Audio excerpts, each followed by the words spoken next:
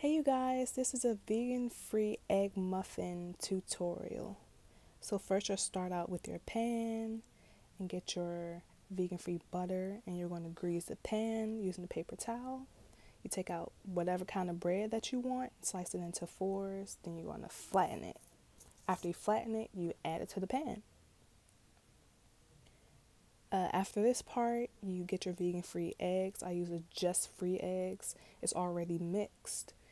And you season it, add some cheese, add a little bit of chopped spring mix or spinach if you want, whatever kind of greens.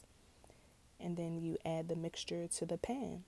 Put it in the oven, cook it on 375.